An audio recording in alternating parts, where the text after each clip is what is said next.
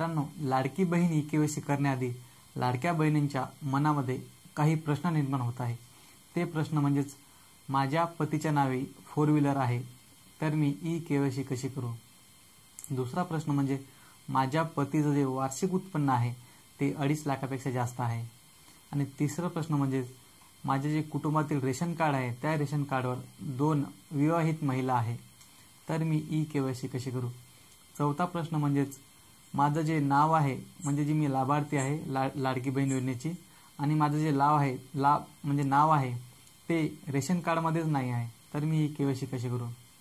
आणि पाचवा प्रश्न म्हणजे माझं जे पती आहे समजा ते नोकरीवर आहे, कोणी एखादी स्थानिक संस्थेमध्ये कार्यरत आहे, तर मी ई केवायसी कशी करू। तर अशा प्रकारचे प्रश्न लाडक्या बहिणींना पडलेले आहे।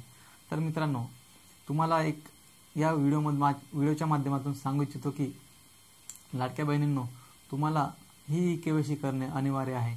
कारण तुम्ही जर ही ई केवायसी केली नाही तरी सुद्धा तुमचं नाव आहे ते पात्र यादीतून म्हणजे वगळण्यात येईल आणि तुम्हाला जे पैसे येणे आहे 1500 रुपये ते बंद करण्यात येतील। ही ई केवायसी आहे ती त्यासाठी म्हणजे काढण्यात आलेली आहे। तर तुम्हाला काय करायचं आहे लाडक्या बहिणींनो, तुम्हाला ई केवायसी करून घ्यायची आहे आणि तुम्हाला तुमचं जे नाव आहे पुढे ती पात्र यादीमधून काढण्यात येईल की काय ते आपण पुढे पाहणार आहोत। ते तुम्हाला पुढे पाहता येईल। तुम्हाला सर्वात प्रथम ई केवायसी करणे गरजेचे आहे, कारण की तुम्ही जर ई केवायसी केले नाही तरी सुद्धा तुमचे पैसे येणे बंद होणार आहे। तर अशा प्रकारे तुमच्याजवळ आता कोणताही जे उपाय आहे ते राहणार नाही, कारण की तुम्हाला ई केवायसी करणे गरजेचे राहणार आहे मित्रांनो।